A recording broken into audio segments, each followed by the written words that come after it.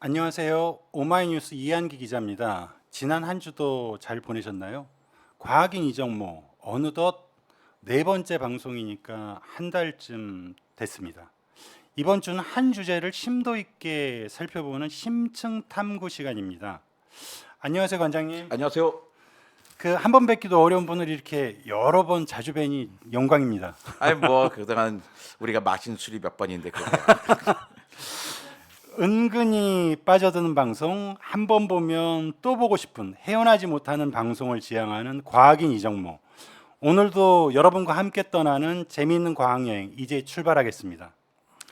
첫 번째 심층탐구 시간. 오늘은 이 뭐 한 주제를 갖고 이야기를 듣도록 하겠습니다. 크리스퍼 유전자 가위라는 주제입니다.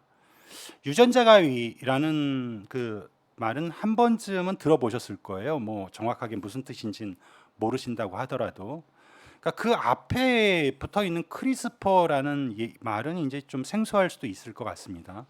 저도 뭐 어쨌든 크리스퍼를 자주 들었던 것 같지는 않고요.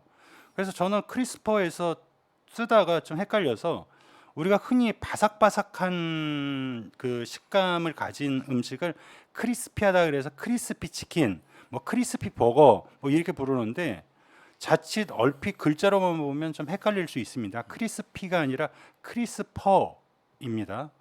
본격적인 탐구에 앞서서 저처럼 이제 과학 초보자, 과학을 잘 모르는 사람들을 위해서 관장님한테 몇 가지 이제 간단한 개념 설명부터 좀 부탁을 드리려고 합니다.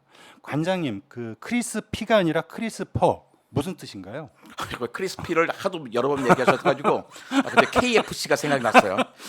KFC 갖기 먹고 싶어지네요. 크리스퍼가 뭐냐면 크리스퍼란 일정한 간격을 두고 주기적으로 분포하는 짧은 회문 반복 서열이라는 뜻이에요. 영어로 치면 클러스터드, 레귤러리 인터스페이스 쇼 펠린드로믹 리피츠라는 거죠. 그러니까 그래서 레귤러리 인터페이스가 규칙적인 간격이라는 뜻이고 그렇죠. 클러스터드가 이제 주기적으로 분포한다는 뜻이거든요. 예. 그러니까 쇼 펠린드로믹 리피츠 짧은 회문 반복 서열입니다. 그렇다면 이제 반복 서열이 뭐냐라고 이제 문제가 되잖아요. 예. 반복 서열 이거죠. 회문. 그러니까 반복 서열이 회문이 뭐냐? 그러니까 1회, 2회 할 때 그 네모 예. 입구자 안에 입구 들어있는 예, 그 예. 회자를 쓰거든요. 예. 그러니까 회문 반복 서열이라는 것은 앞에서 읽거나 뒤로 읽거나 똑같은 걸 말해요. 토마토. 이번에 우영우 때문에 우영우 때문에 온 국민이 사실은 이거 다 알고 있어요. 회문에 대해서. 네? 앞으로 읽거나 뒤로 읽거나 우영우입니다 한 거 있잖아요. 예. 그러니까 우영우, 토마토, 별똥별, 기러기 이런 거 예. 있으니까 하면 소주 만병만 주소. 맞죠. 이거 뒤에서 봐도 소주 예. 만병만 주소가 됐잖아요. 예. 또 3, 4, 5, 6, 7, 65, 43 도 있고 영어로 레이스 카드. 예. 레이스 카드 거꾸로 읽으면 레이스 카가 됩니다. 근데 유전자 서열에도 예. 이런 식으로 앞뒤로 읽어도 앞으로 읽거나 뒤로 읽거나 같은 것들이 있는데 이걸 인식해서 이런 회문 서열을 인식해서 자르거나 편집하는 기술이 바로 크리스퍼 유전자 기술입니다. 회문 그 크리스퍼를 그 설명하는 주요 키워드 회문은 이상한 변호사 우영우가 큰 역할을 해줬네요. 그렇죠. 갑자기 우리나라 국민들은 아마 전 세계에서 회문 구조를 제대로 가장 잘 이해하고 있는 민족일 거예요. 별똥별, 기러기, 역삼역 뭐 다. 맞습니다. 아, 드라마가 이렇게 큰 역할을 하는군요. 여기랑 또 연결이 되네요. 네. 그 나중에 박은빈 씨도 한번 모셔보고 얘기를 나누면 좋지 않을까 싶습니다. 상 줘야 됩니다.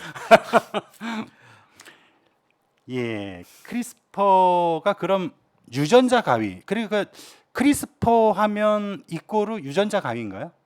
그렇게 생각하면 돼요. 예. 그러니까 요즘 어떻게 표현하냐면 핀셋으로 딱 집어가지고 예. 정확한 위치를 가위로 딱 잘라내는 기술이 바로 크리스퍼 유전자 가위라고 표현합니다. 왜냐하면 사실은 그 작동 과정들은요 되게 복잡해요. 예. 유전자에 DNA에 엄청나게 많은 분자가 달라붙어서 보여주거든요. 예. 그러니까 그걸 설명하기 어려운데 이거 되게 직관적으로 할 수 있잖아요. 내가 예. 원하는 것을 딱 정확하게 핀셋으로 잡듯이 예. 잘라서 잘라내는 기술이 바로 크리스퍼 유전 유전자 가위라고 생각하시면 됩니다. 크리스퍼는 짧은 회전 유전자 서열과 DNA를 자르고 붙일 수 있는 단백질이 합쳐진 거예요. 그러니까 짧은 일단 회문 서열이 있어야 돼요. 그다음에 이걸 맞춰가지고 이게 딱 달라붙은 것에 정확하게 자를 수 있는 가위가 있어야 돼요. 근데 당연하게 생체 안에서 일어나는 모든 일들은 단백질 효소가 하거든요. 그러니까 단백질이 가장 많은 게 효소예요. 종류가 하는 게. 우리 몸은 단백질이 로 돌아가는 공장이라고 생각이 됩니다. 우리 몸속 세포 안에 노동자들이 단백질 효소인 거죠. 근데 그 단백질 그 노동자들이 내가 자를 건가 말을 건가를 어떻게 하냐면 그 딱 회문 서열을 보고서 딱 대보는 거예요. 뭐 닿다 이건 잘라야겠냐고 딱딱 잘라내는 겁니다. 회문 유전자 서열이 핀셋이라고 한다면 그 위치를 자르는 단백질은 가위겠죠. 아, 그렇죠. 예, 그러니까 크리스퍼를 이용하면 수십억 개의 유전체 서열에서 원하는 서열을 정확히 찾아서 마음대로 바꿀 수가 있습니다.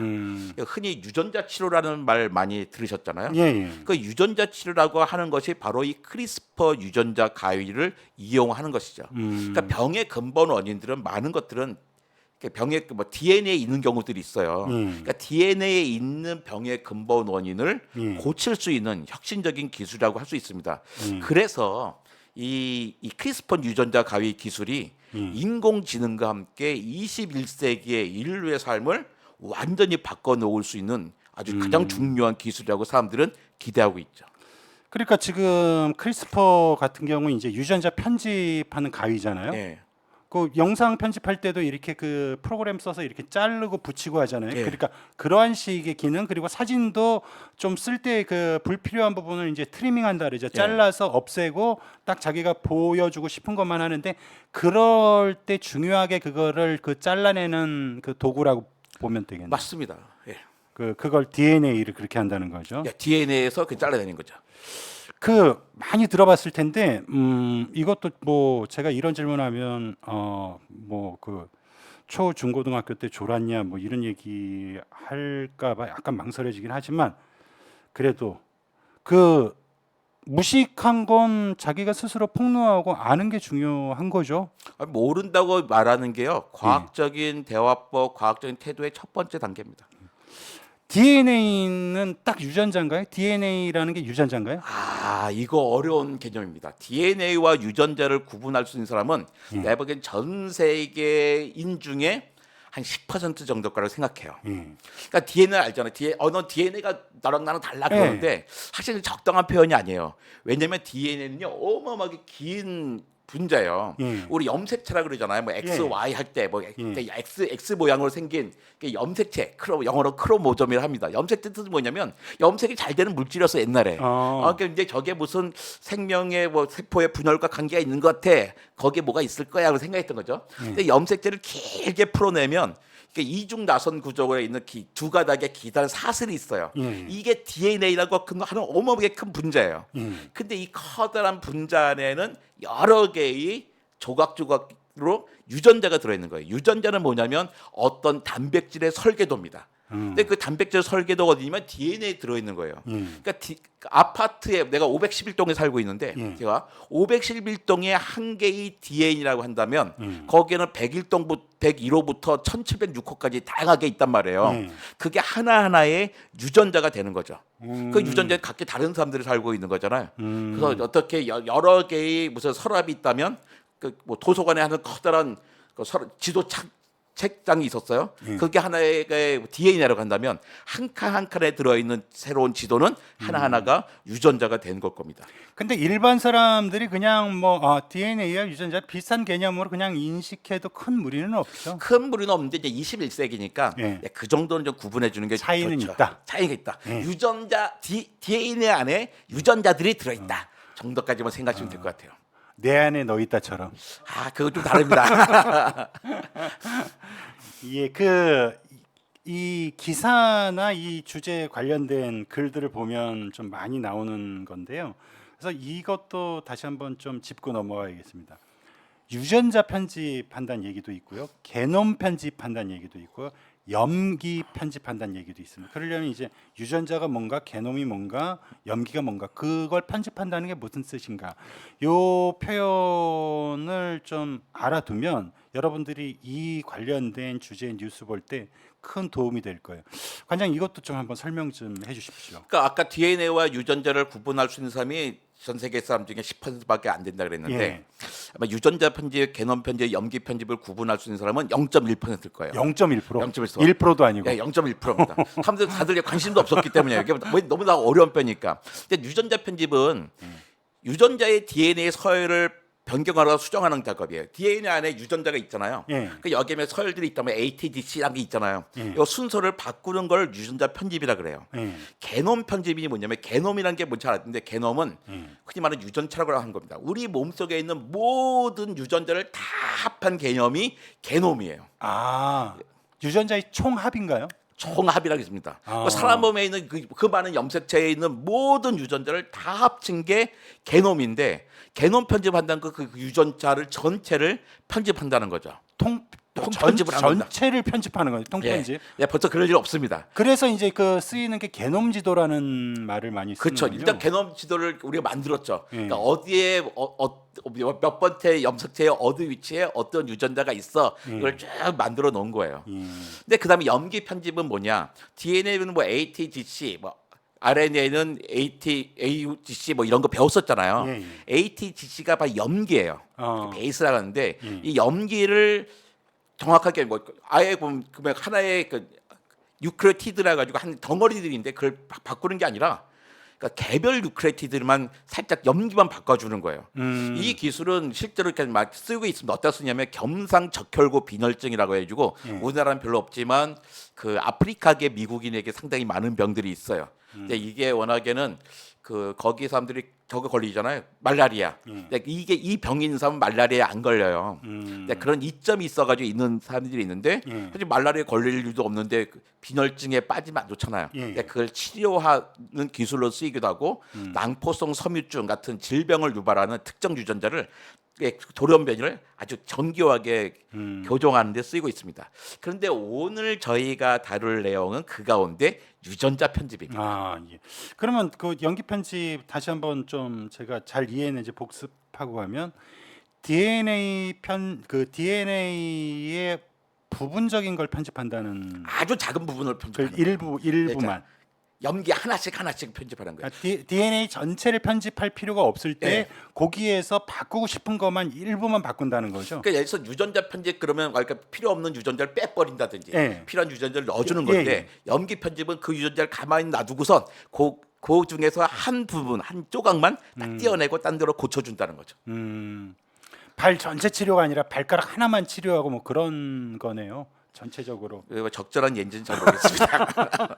아, 저는 그렇게 이해를 하겠습니다. 예. 그 지금 여기에서 다룰 주제는 이제 유전자 편집이라고 말씀을 하셨어요. 다른 유전 공학 기술도 많은데 왜 크리스퍼 유전자 가위에는 특별히 혁명이라는 단어를 붙였었을까요? 그러니까 제가 1983년에 대학을 가서 제가 생화학과를 갔으니까 거기서 유전공학을 많이 배웠단 말이에요. 예. 근데 그것과는 완전히 차원이 다른 기술이기 때문이에요. 그러니까 크리스퍼 유전자 가위 기술은 다른 어떤 유전공학 기술보다 빠르고 정확하고 간편해요. 그 무엇보다도 쌉니다. 기술값이 싸요. 저렴해요. 그러니까 이전에도 유전자 조작된 생물을 얻기 위해서는 여러 세대를 거쳐서 해야 했거든요. 그러니까 돈도 많이 들고 시간도 많이 들었죠. 근데 크리스퍼 유전자 가위로 그러니까 수정란 있잖아요. 수정란의 유전자에 바로 조작을 가하면 되기 때문에 한 세대면 되는 거예요. 유전자가 교정된 생물을 아주 간단하게 만들 수가 있습니다. 또 내부의 DNA를 아주 조금만 바꾸는 거기 때문에 무슨 면역 반응 같은 게 필요하지도 않아요.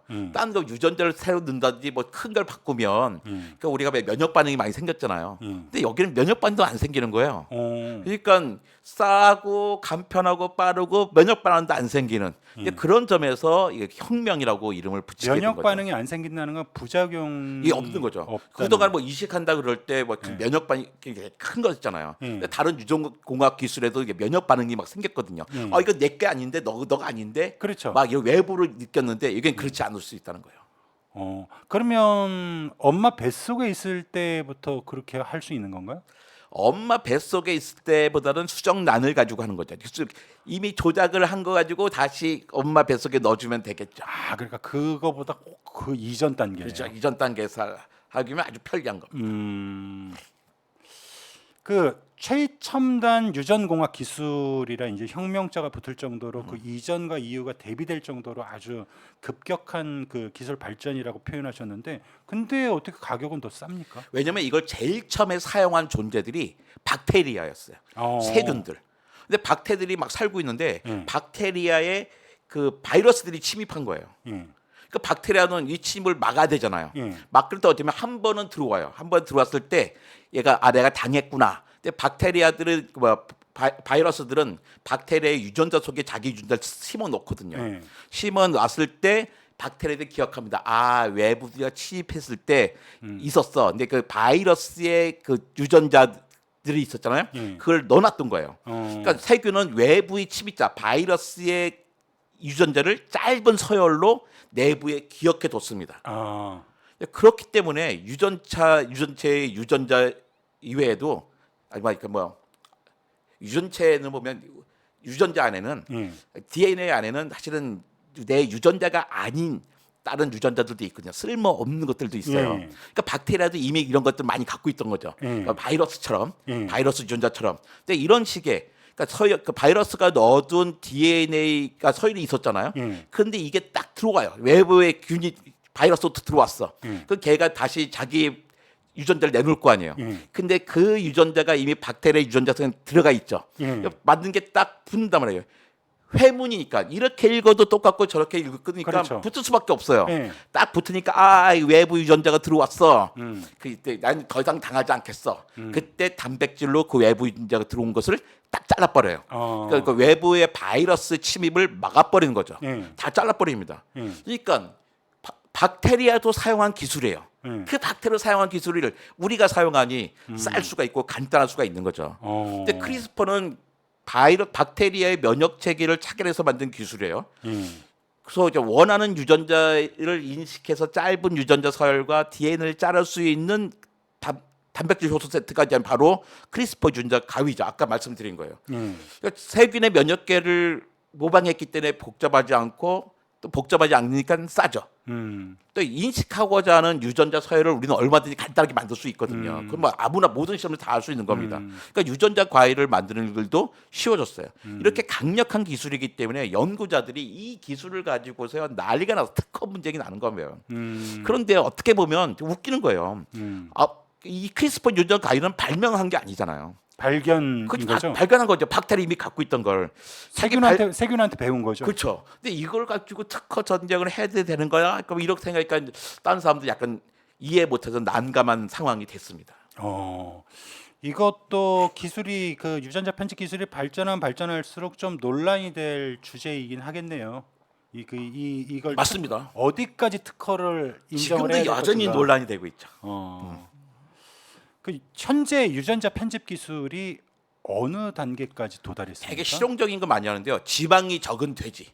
그러니까 나는 사실 지방 때문에 돼지를 먹는데 왜 지방이 적은 돼지를 만드는지 모르겠지만 지방이 적은 돼지를 만들 수 있고요. 근육이 많은 소들을 만들 수 있고 또 이제 바나나 같은 경우는 되게 병충해에 약하잖아요. 병충해에 강한 바나나. 또 인간 심장을 가진 돼지. 이건 나중에 이식을 위한 거잖아요. 그래서 같이 유전자가 할 수 있는 모든 일을 이미 하는 일도 많고 앞으로 기대하는 것은 유전자가 할 수 있는 모든 일을 할 수 있을 거라고 이제 기대를 하고 있는 거죠. 병충해 잘 견디는 바나나 같은 경우는 이제 그 밭 농작물 중에 이제 고추가 이제 병충해 좀 약한데 그렇죠. 그런 것도 다 이걸 통해서 그 개량을 할 수 있다는. 앞으로는 기회가 생길 겁니다. 또 최근에 아주 중요한 게 있는데요. 그러니까 오레곤 보건과학대학의 대학이 언론에 최근에 공개한 사진이 있어요.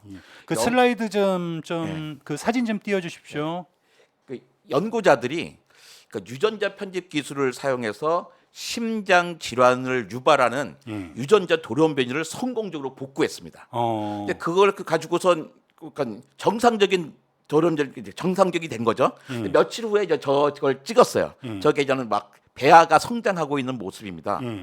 그러면서 우리가 어떻게 해요? 그러니까 시각기 심장 질환도 고칠 수 있게 된 거죠. 그러니까 유전자 편집 기술은 흥미진진한 새로운 분야입니다. 암, 심장병, 실명, 또 척추, 근육 위축 같은 유전자 편집 기술을 사용해서 동물 모델에서 치료한 것으로 이제 많이 보고하고 있어요. 동물에서 많이 치료했습니다. 잠재적으로 이런 실험들은 그 향후 유전자 편집을 기반으로 하는 인간 질병 치료에 접근할 수 있을 것 같아요. 아, 굉장히 큰 가장 그 유익한 점 중에 하나일 것 같은데, 그러니까 질병 치료에 획기적인 뭐 그 신기원을 여는 뭐 이런 그 변화를 가져오겠네요. 그렇습니다. 그러니까 대표적인 게 암, 뭐 예. 모든 암은 아니고 일단 지금까지는 예. 특정한 암, 에이즈, 히브 있잖아요. 예. 그다음에 같은 유전 질환들, 예. 난치성 질환들이 있습니다. 근데 이 난치성 유전 질환이기 때문에 치료하기가 어려웠어요. 예. 근데 이런 난치성 질환을 치료할 길이 열린 거죠. 또 인류 식량 문제를 해결할 수 있는 키라고 말하는 사람들도 있습니다. 그러니까 이런 거죠. 심지어 해충을 박멸할 수 있다. 예. 아니면 멸종시킬 수 있는 시도도 하고 있어요, 실제로요. 영국의 연구진들이 모기를 정말 싫어하나 봐요. 그러니까 모기를 박멸할 수 있는 실험을 디자인해 가지고 실험실 안에서 수행한 적이 있습니다. 예. 또 그 중국의 연구진들은 수정란이 조작된 모기를 생태계로 풀어놔 가지고 모기의 개체수를 급격히 낮췄어요. 뭐냐 생식 능력이 없는 모기를 막 수컷을 내보낸 거예요. 예. 그러니까 암컷들은 얘가 생식 능력이 없는지 생식 있는지 모르고서 이제는 어쨌든 뭐 교미를 할 거잖아요. 근데 교미를 했는데 결국은 알은 안 태어나, 새끼 안 태어나. 하다 보면 점점 이런 식으로 하다 보면 모기의 숫자는 줄어들겠죠. 그러니까 뭐 이런 보고도 이미 많이 진행되고 있습니다. 근데 대표적으로 유전자 편집 기술이 발전하면서 크게 개선될 대표적인 그 질병 치료는 어떤 그 질환들이 있나요? 그러니까 암도 유방암 같은 경우는 거의 유전적인 원인이잖아요. 예. 그러니까 유방암, 또 알츠하이머, 예. 쿠론병, 파킨슨 시병 예. 이런 것들은 이제 발생 단계부터 사전에 제거할 수가 있습니다. 아. 그러니까 부모님들이 그런 그 병을 갖고 있었다면 예. 이제 그걸 수정란에서 크리스퍼 유전자를 통해서 그 잘못된 유전자를 제거하게 되는 거죠. 그것을 발생을 시키면 이제 정상적인 아기가 태어나겠죠.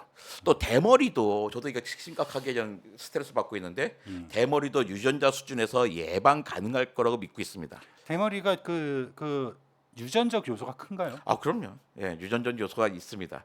아마 이 대머리 유전자 문제를 해결한다면 그분은 노벨 생리의학상이 아니라 아마 노벨 평화상을 받게 될지도 몰라요. 그렇죠. 또 2017년에 과학자들이 듀센 근위염량증이라고 하는 유전 질환을 치료하기 위해서요. 크리스퍼를 사용했습니다. 그러니까 유전자 편집을 통해서 성체 동물까지 알이 아니라 그러니까 수정란이 아니라 다 큰 동물의 모델에서 유전 질환을 치료한 적도 있고요. 2018년에는 또 과학자들이 임상 실험에서 2명의 그러니까 히프 양성 환자, 그러니까 에이즈 양성 환자의 면역 세포를 유전적으로 변형하기 위해서 크리스퍼를 사용하게 됐습니다. 그러니까 변형된 세포는 히브 감염에 저항할 수 있었고 또 해로운 부작용이 나타나지 않았습니다. 그래서 저는 요즘은 그 에이즈 치료에 있어서 뭐 다양한 방식이 있어 옛날 같이 뭐 죽는 병은 아니게 됐어요. 예, 그런데 또 이런 또 아주 유전적으로도 치료할 수 있는 새로운 길이 열리게 된 거죠. 에이즈가 급격하게 면역 체제가 그 무너져서 그 면역력 맞습니다. 굉장히 약해지는 그 후천성 질환이고요. 면역 결핍증이라고 그러잖아요. 그리고 초기에 그 에이즈 등장했을 때는 이거는 그 가장 그 불치병. 그렇죠. 예, 걸리면 고칠 수 죽는 없는. 병이니까. 근데 지금은 그렇지 않습니다. 그리고 이제 접근하면 안 된다는 편견도 예. 강했었죠. 예, 그러니까 키스로 전염되는 거 아닙니다. 예.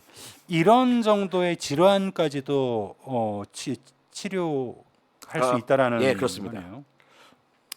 질병 아까 얘기 나와서 한 마디만 더 좀 덧붙이면 저는 이제 가족력이 이제 그 심혈관계 예. 혈압의 가족력이 있어요. 직계 가족력이 예. 이런 것도 그 개선될 수 있는 거네요. 그러니까 유전자만 정확하게 안다면 가능할 수 있죠.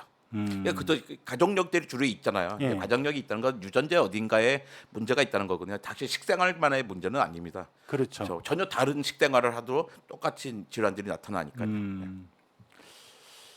질병 치료 개선 외에 이제 유전자 편집이 인류에게 줄 수 있는 그 이로운 점 그게 그렇게 보자면 이제 가장 큰 분야는 이제 식량 안보나 기후 위기, 환경 보전 이런 영역일 텐데 네. 그쪽에는 어떤 방식으로 도움을 줄 수 있나요? 그러니까 유전자 크리스퍼 유전자 기술을 선도하는 세 개의 그룹이 있어요, 전 예. 세계에. 하나는 이미 노벨상을 받은 그러니까 UC 버클리의 제니퍼 다우드나입니다. 그러니까 이 사람은 2012년 5월에 특허를 출원해서 이제 유럽에서 받았어요. 예. 가장 먼저 출원했습니다. 근데 두 번째 그룹이 서울대학교의 김진수 박사님이에요. 예. 이분은 되게 특이한 게 벤처를 하시다가 대학으로 오신 분인데 이분은 2012년 10월에 특허를 출원해서 아니죠. 그 다음에 이제는 하버드 MIT에 장펑이 있는데 예. 이분은 그런 주로 미국에서 출원해서 이제 했어요. 네. 세 번째 그룹이 서울대 김진수 박사인데 네. 이분은 한국과 호주에서 그걸 가졌습니다. 특허를. 예. 근데 제니퍼 다우드나와 함께 노벨상을 수상한 샤프 팡티에 교수가 있는데요. 예. 그러니까 제니퍼 다우드나는 샤프 팡티에와 함께 크리스퍼 유전자 가위를 발견한 장본인이에요. 아. 주로 이제 세균과 고세균에서 새로운 유전자 가위를 찾는 일에 열중하고 있습니다. 예. 정말 과학적인 일을 한 분이고 예. 장펑은 하버드 MIT 공동 연구소에 장펑은 인간 세포의 크리스퍼를 사용하는 실용성에 대해서 집중적으로 연구하고 있습니다. 그래서 주로 이제 특허는 이쪽에 막 넘어가고 강조가 되고 있더라고요. 근데 김지수 박사 역시 장펑처럼 실용성을 강조하시는데 예. 김지수 박사는 유전자 가위로 식물을 연구하는 점이 다른 연구 그룹과 큰 차이예요. 그러니까 식물 연구가 성공한다면 식량 문제를 해결할 수 있는 결정적인 키가 되겠죠. 근데 김지수 박사가 식물 쪽에서의 크리스퍼 유전자 가위를 연구한 데서 세계에 가장 앞섰지만 김지수 박사만 하고 있는 건 아니잖아요. 여러 그룹에서 이걸 하고 있죠. 왜? 이게 더 이익이 크니까. 그러니까 그 크리스퍼 유전자 가위로 식물을 연구하는 그룹들에서 나온 성과들이 예를 들면 이런 겁니다. 박테리아의 감염에 더 강한 토마토 같은 걸 좀 만들어내는 거죠. 그러니까 지금 많은 기후가 변한다든지 또 새로운 박테리아가 나타나서 식물들 이 양육이 잘 안 자랐는데 이걸 유전자적으로 해결해서 우리 식량 문제를 해결할 수 있을 거라고 이제 기대하게 되게 만들어주고 있는 거죠. 그러니까 예전 같은 경우는 이제 그 품종을 개량한다는 건 이제 뭐 씨앗을 개량하고 뭐 서로 간에 해서 시간이 오래 걸렸잖아요. 오래 걸렸고 이게 되는지 안 되는지도 몰라요. 그렇죠. 무작위적으로 막 됐던 건데 우리는 정확하게 그걸 피스 딱 짜서 요게 문제네. 요걸 제거 딱 넣어주면 그 병이 해결되겠나라고 하는 거죠. 이 토마토 더 이상 박테리아 감염되지 마 하고 딱 편집하면 그렇습니다. 그 굉장히 박테리아 감염에 강해지는 토마토가 그냥 그러니까 새로운 생겨버리는 품종이 거예요. 만들어지는 거죠. 예. 유전자 편집 이건 아까 제가 먼저 말씀을 드렸던 거고 유전자 편집 기술이 그렇다면 지금 이제 특허 얘기도 좀 하시고 그랬는데 일반적으로 이제 그 종류별로 다 다르겠지만 뭐 질환이나 이제 그 농업에 쓰이는 뭐 이런 것 종류에 따라 다르겠지만 상용화 되려면 좀 어느 정도 시간이 그러니까 걸릴까요? 여기 이게 상용화라는 게 좀 정확히 어떤 의기일지 모르겠지만 뭐 공장에서 다 사용하느냐 막 이런 시 잘 모르겠지만 어쨌든 이미 하고 있는 거예요. 하고 네. 있는데 부분 하고 있는데 크리스퍼 유전자 가위 기술은 치명적인 맹점이 하나가 있습니다. 예. 그 크리스퍼 유전자 가위의 작동 효율이요 아직도 50% 정도예요. 음. 왜 안 되는지 몰라요. 딱 돼야 되는데 저 원리상. 근데 그래도 물론 다른 유전공학 도구보다는 훨씬 높은 성과를 내고 있지만 아직도 50% 정도란 말이에요. 근데 크리스퍼는 주로 이제 수정란이나 배아 세포를 사용하잖아요. 수정란은 세포 하나밖에 없습니다. 배아 세포는 기껏해 60개 남짓이란 말이에요. 그러니까 사용하는 세포의 특성 때문에 크리스퍼의 50% 확률이 약간 치명적이에요. 근데 수정란의 경우라면 확률대로 수정란 2개 중에 1개밖에 크리스퍼 유전자 가위가 작동하지 않는다는 거잖아요. 그러니까 이것이 뭐 상용화되고 일반화되려면 크리스퍼 유전자의 성공 확률이 훨씬 더 높아져야 되죠. 그래서 다양하게 원리는 알고 있지만 거기에 사용하는 가위를 새로 다들 찾아내고 있죠. 어떤 단백질 효소가 더 좋을지를 찾아내는 게 지금 이 기술 개발의 그 핵심입니다. 그러니까 이제 뭐 공업적인 비교를 해서 그렇지만 이제 그 반도체나 이런 공정에서 수율을 높인다 그러잖아요. 네. 에러율을 낮추는 거죠. 그러니까 그런 과정들이 이것도 이제 그 좀 필요한 거네요. 유전자 편집 기술은 인간 수명을 연장시키는데도 당연히 도움이 되겠죠. 그렇겠죠. 근데 인간 수정은 이미 뭐 너무 많이 늘어났는데 그러다가 뭐 200살 이렇게 되는 네, 모르겠습니다. 그 이제 사회가 받아들여야지 되는 거고요. 예. 근데 크리스퍼 유전자 가위 기술이 꼭 그 인류의 그 이로운 점만 제공하지 않을 것 같고 한편으로는 또 위험한 기술로 작용할 수 있는 뭐 가능성도 있을 텐데요. 그러니까 뭐 최근 관심이 뜨거웠던 챗 GPT 같은 경우는 이제 이게 가짜 뉴스나 가짜 정보를 유통하는 그 스스로 원했건 원하지 않건 이래서 사람들이 이게 진짜인지 가짜인지에 혼돈에 빠지게 할 가능성도 있다 이런 좀 그 우려의 시선이 벌써부터 제기되고 있는데 유전자 편집이나 수정된 그 유전자를 갖고 탄생한 인간 이거 같은 경우는 엄청나게 큰 후유증이나 부작용을 남길 수 있는 부분인데 이 가능성이 0%라고 확신할 수는 없는 거 아닙니까? 그렇죠. 이미 있었죠. 그러니까 뭐 더 건강한 아이가 태어난다는 점에서 뭐 아이가 더 건강하게 태어났는데 그거 갖고 뭐 생명의 존엄성이 무너졌다든지 윤리적인 문제가 있다고 말하지는 않을 것 같아요. 하반 SF적인 상상을 하죠. SF 상상으로 노예나 혹시 군대로 사용하기 위해서 디자인된 동물과 사람을 만들어낸다면 이야기가 달라지겠죠. 근데 우리는 예전에 복제형 돌리가 나왔을 때도요. 예. 그 대부분 많은 잡지들이 그 독일의 더 슈피겔인데 예. 대어 슈피겔에서도 이런 걸 만들었어요. 뭐 타락 이런 거든. 대어 준덴팔 타락이라는 제목을 나면서 야, 그 천재들이 쫙 아이슈한 천재를 만든다든지 히틀러 한다든지 뭐 크라우드 슈퍼였나요? 되게 그 당시에 최고의 인기 있는 모델을 만든지 이쁜 사람, 똑똑한 사람, 아니 독재자를 만들다 이런 게 걱정도 많이 했었거든요. 근데 이미 영국과 중국은 인간 배아에 크리스퍼 유전자 가위 치료 임상 실험을 허가했습니다. 대부분의 나라들은 인간 배아를 가지고 유전자 가위 실험을 실행하고 있어요. 우리나라는 허가하지 않았어요. 그러니까 법적으로 허용하고 있다는 거죠. 딴 나라 다 옵니다. 우리나라 안 한 이유는 아마도 황우석 사태의 트라우마가 너무 커요. 그러니까 황우석 사태가 정말로 나쁜 사태였던 겁니다. 그래서 그 과학 기술이 발전이 못하게 되는 거죠. 근데 그러다 보니까 실제로 크리스퍼에 관한 연구 윤리 논쟁이 뜨겁습니다. 그러니까 크리스퍼 유전자 가위로 하는 일은 32개 염기성 가운데 32억 개 염기성이 있거든요, 우리 몸에. 한두 개 서열을 딱 바꿀 뿐이에요. 근데 그런 방법으로 유전자 치료를 하고 유전자 교정을 하고 있는 거죠. 그런데 간단하다고 생각하는 사람이 있지만 두 가지 측면의 우려도 있을 수밖에 없습니다. 하나는 기술적인 측면인데요. 기술이 완벽하지 않다는 거예요. 그 유전자 편집을 의도하지 않은 예측할 수 없는 게놈의 변화로 이어질 수 있죠. 이런 부정적인 결과를 초래할 겁니다. 예를 들어서 한 유전자를 편집하면 의도치 않게 다른 유전자에 영향을 미쳐서 그 생명체가 의도하지 않는 영향을 받을 수도 있어요. 그렇죠. 또 하나가 이제 우리가 가장 걱정하는 게 윤리적인 측면인데 미래 세대에 전달되는 DNA를 편집할 때 그 생식세포를 편집하는 것은 디자이너 아기를 만드는 데 사용될 수 있어요. 그러니까 아기를 딱 디자인한 거죠. 그러다 보면 어떤 우생학적인 관행으로 이어질 수 있죠. 그러니까 그렇지 않아도 어떤 사람을 하고 어떤 사람 못한다면 과연 이 기술이 어쩌면 이미 있는 불평등을 더 악화시킬 수도 있다는 겁니다. 따라서 인간 배아를 조작하는 것과 같이 원하는 아기 유전자를 넣고 빼는 것을 마음대로 넣고 뺄 수 있는 기술의 윤리적인 맹점은 결코 그냥 우리가 그냥 지나쳐서는 안 되는 것 같아요. 그래서 시민들이 알아야 됩니다. 크리스퍼 유전자 가위 기술이 뭔지 알아야 되는 거죠. 시민들이 알아야 될 크리스퍼 유전자 가위 기술 그건 어떤 사전 지식이 필요할까요?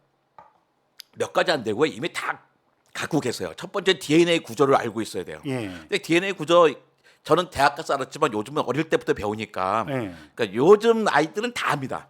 혹시 성인이시라면 저보다 나이 많으시면 40대, 50대 분들은 사실 다시 보실 필요가 있어요. 하지만 그 전 분들은 이미 다 알고 있는 것은 충분하고요.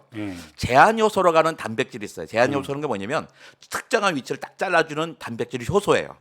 이것도 뭐 다 대부분 아시는 거예요. 사실 그런 게 있다고만 알아도 되는 것 같아요. 또 제한 요소와 단백질이 작동하는 방식인 DNA 회문 구조. 회문 구조. 근데 우리나라 분은 다 알아요. 앞뒤가 똑같아요. 예, 우영우 때문에 다 알고 대충 다 이해하고 계십니다.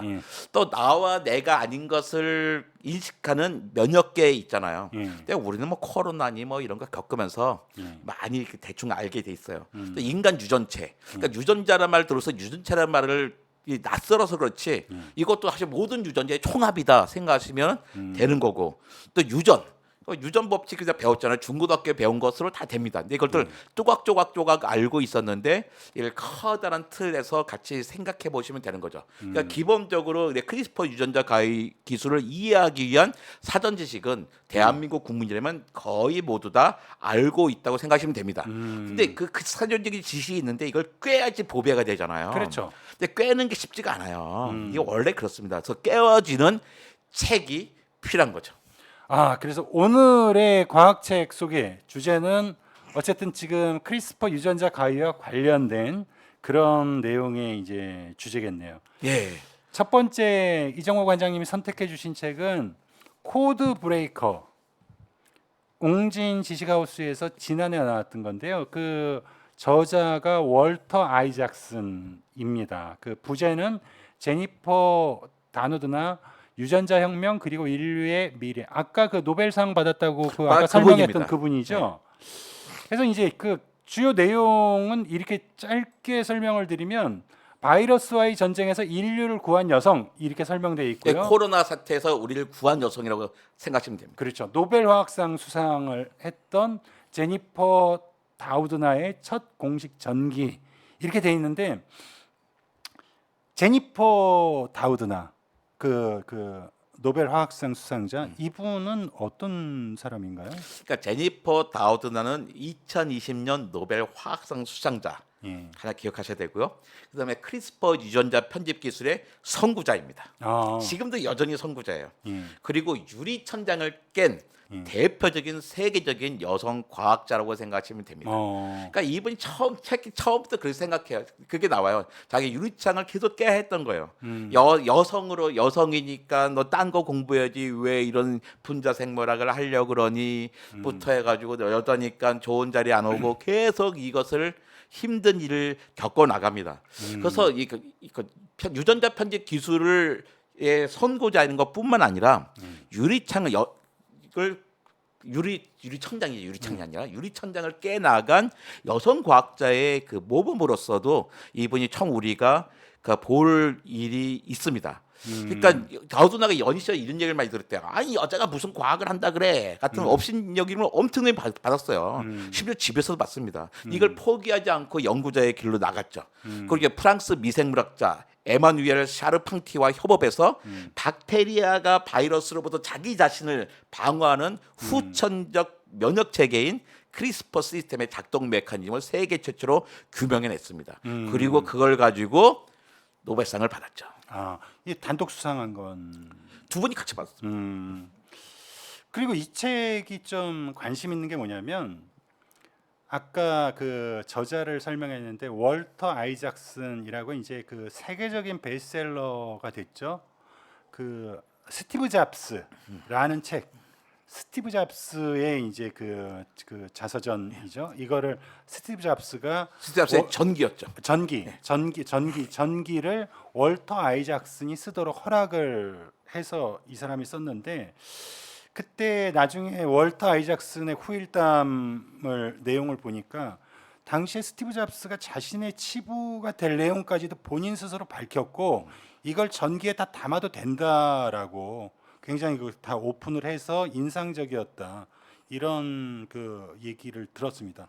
어쨌든 유전자와 관련된 유전자 가위와 관련된 그런 많은 책들이 있을 텐데 그 가운데 딱 이 책을 고른 이유는 뭔가요?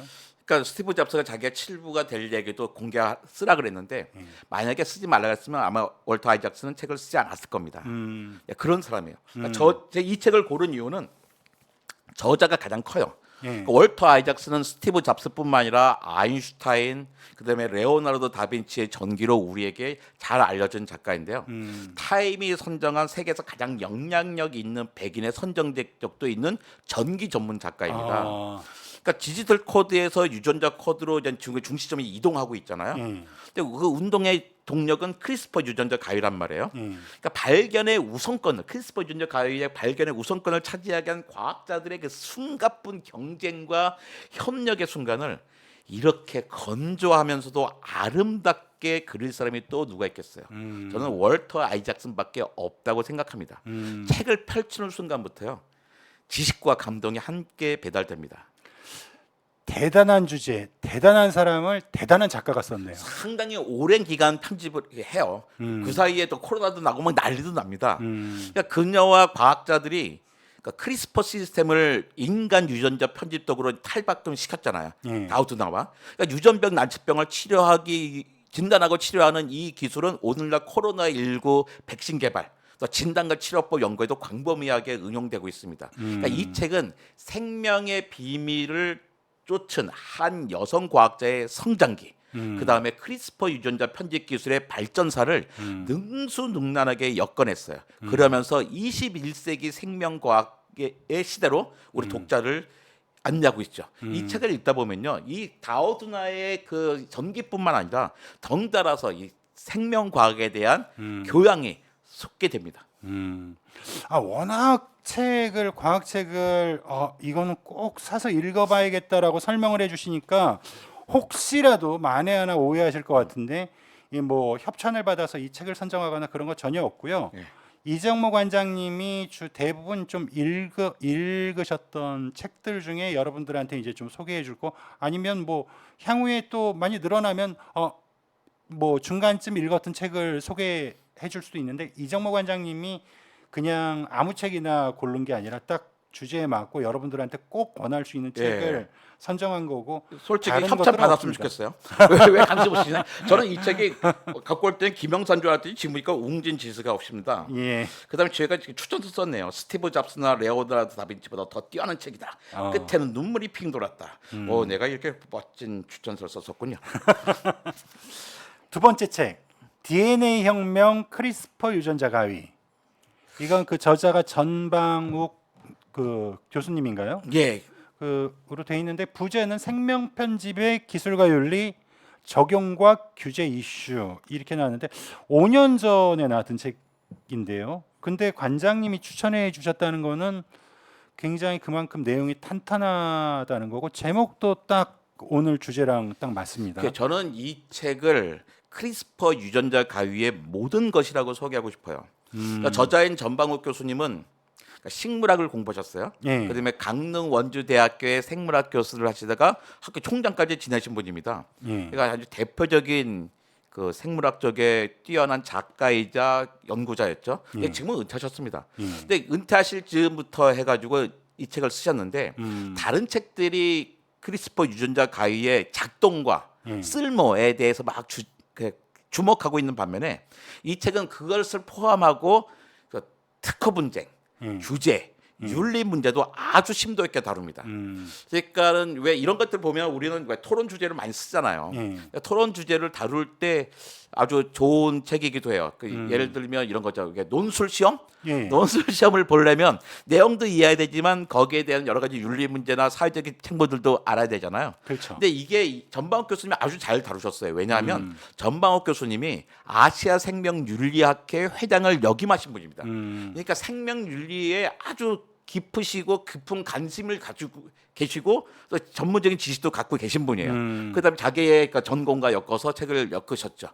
그 과학에 전문적인 지식이 없는 사람들도 충분히 쉽게 읽을 수 있는 책인가요? 이 책은 중학생, 고등학생에게 기본적으로 읽으라고 쓴 책입니다. 그러니까 뭐 우리 성인들이나 중고생이 크게 갖고 있는 과학적인 지식의 차이가 없으니까 그 중3 정도부터는 쉽게 읽을 수 있는 내용이라고 생각하고요. 그다음에 생물학적인 관심이 없더라도 이런 기술의 사회적인 문제에 대해서 관심 있는 분이라면 꼭 보셨으면 좋겠습니다. 예, 오늘 과학책 소개 추천 과학책 그 코너까지 마쳤고요. 여러분 오늘 심층 탐구 주제 크리스퍼 유전자 가위 그 이야기 잘 들으셨나요? 첫 방송 때 댓글에도 달렸지만 이정모 관장님은 시간 순삭의 달인입니다. 관장님 얘기를 듣다 보니까 다소 어려운 것처럼 보이는 주제도 무슨 내용인지 전체적인 윤곽은 좀 잡히는 뭐 이런 시간이어서 눈 깜짝할 사이에 시간이 다 지나갔습니다. 시간 순삭뿐만 아니라 이제 시간 도둑이기도 한 건데요. 마지막으로 오늘 여러분께 전할 소식이 두 가지가 있습니다. 굿뉴스하고 배드뉴스가 있는데 해피엔딩으로 끝내게 되니까 배드뉴스부터 전달을 해드리겠습니다. 과학인 이정모가 4월 4차례 방송을 마치고 5월과 6월 달 2달 동안은 잠시 휴지기를 갖습니다. 물론 이제 더 유익한 방송, 알찬 방송을 만들기 위한 준비 기간인데 어쨌든 여러분과 잠시 이별을 하게 됩니다. 이제 해피엔딩으로 끝내야 되니까 굿뉴스를 말씀드리면 2달 후에는 더욱 알차고 재밌는 방송으로 돌아온다는 거고요. 꼭 돌아옵니다. 그리고 이제 그 2달 후 7월부터 시작할 거는 본격적인 과학인 이정모 시즌 1이 될 겁니다. 그래서 7월 달부터 시작되는 과학인 이정모 시즌 1 기대하셔도 좋으니까 꼭 시청해 주시고요. 그럼 7월에 다시 만날 날을 손꼽아 기다리면서 오늘 방송은 여기서 마무리하겠습니다. 여러분 늘 고맙습니다. 고맙습니다. 안녕히 계세요. 2달 후에 뵙겠습니다.